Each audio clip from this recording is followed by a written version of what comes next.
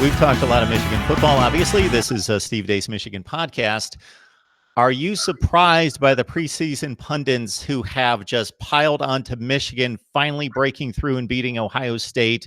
The formula seems to be experienced coach versus inexperienced, known factor at quarterback versus unknown factor at quarterback, and the games in Ann Arbor. And that seems to have swayed 75 or 80% of college football nation, at least the ones that do the predictions, to Michigan's camp. I'm not, because I think it even goes deeper than that. I mean, when you look at incumbent head coaches, there's only three, and if you do the math, there's only, I think, three current given the school that they're currently at, who in the last 3 years, there's only three other head coaches that have combined to recruit more 4- and 5-star players than Jim Harbaugh has. You look at the offensive line.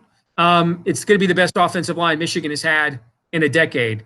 And I think every 4 of the 5 starters on the line, on last year's line that they're returning, all made either first, second, third, or honorable mention all Big Ten. You've got arguably one of the best defensive coordinators in college football in Don Brown.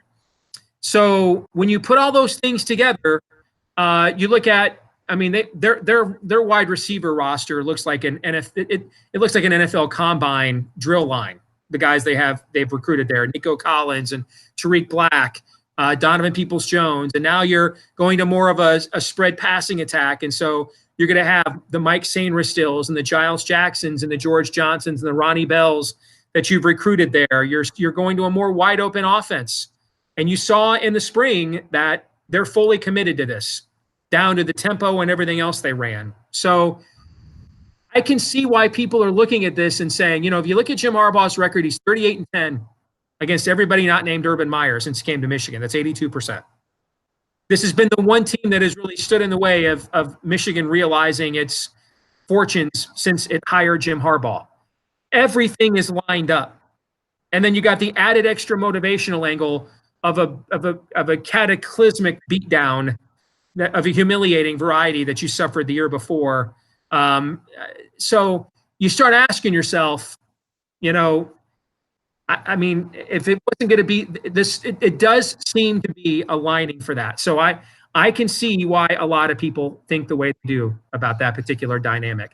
Here's what we're going to learn this year is, in the Big Ten, we've got 3 dynamic recruiting programs, meaning programs that recruit at a high enough level that they pretty much can reload.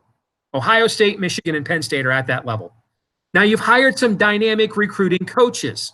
Scott Frost in Nebraska, PJ Fleck in Minnesota, Jeff Brom at Purdue, where those programs are now recruiting either in Nebraska's case better than they have recently, or in Purdue and Minnesota's case better than they have historically the last couple of years. All right. And so what we're going to figure out, what we had before is in the Big Ten, and what we had in the Big Ten East was Michigan State kind of went back to water level with Michigan and Penn State better established and went from a 11 and 12 win team to a 8 or 9 win kind of a team.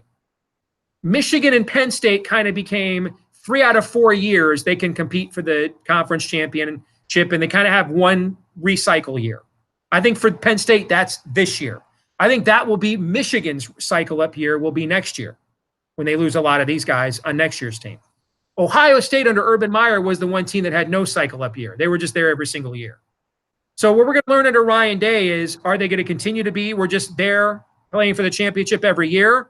Or are they also now going to be a team that every 3 out of 4 years, is there, and then maybe they have an 8 and 4, 9 and 3 in there?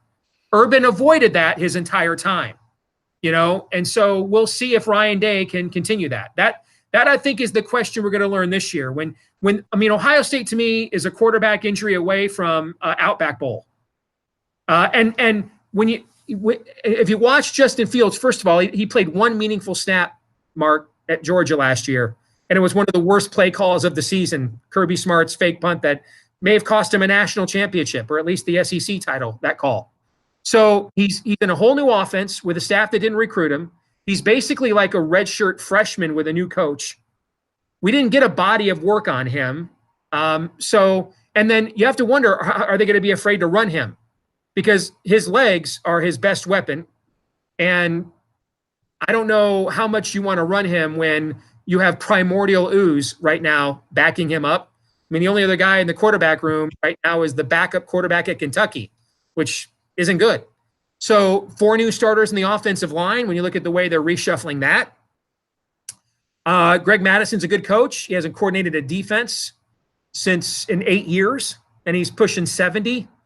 So there's a lot of transition questions there for Ohio State that if they had not recruited at the level that they have, everybody would be predicting them to go like 8-4, more than likely.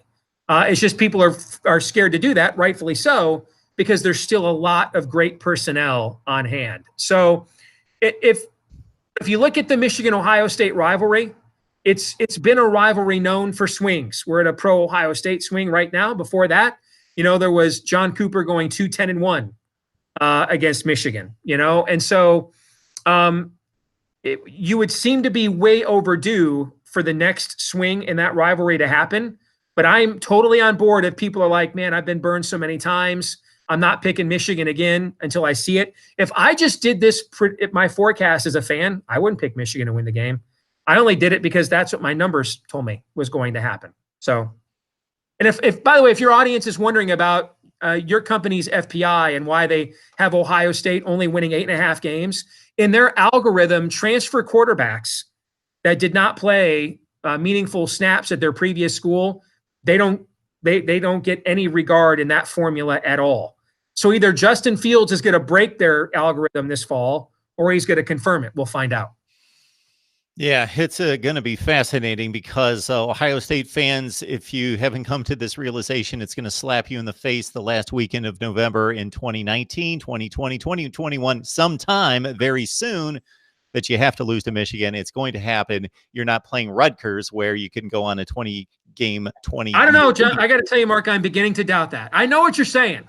I used to cover Iowa State professionally in another life. And in 1997, Iowa beat Iowa State for the 15th year in a row. And afterwards, Hayden Fry came out and we all thought it was total spin.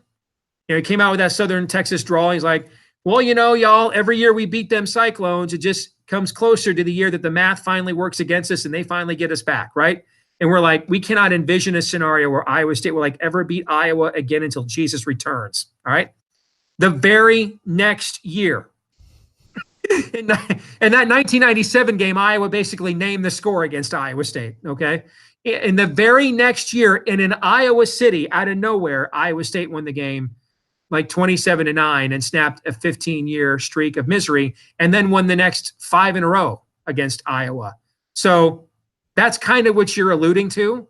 But again, I am totally okay if people say, until I see it on the field, I can't fall for the banana in the tailpipe. I understand that. Believe me. Hey, I'm the Michigan fan that lived through every one of those damn games. You don't have to convince me. I was there. So It is going to be the last conference that I'm going to be able to pull the trigger on because I seem to be leaning at this point toward an Ohio State team that struggles to the extent of losing 2 Big Ten games at some point earlier in the season, but has it all put together, goes to Ann Arbor, and it's just a shootout classic for the division championship against maybe a Michigan loss that a team that has one conference loss.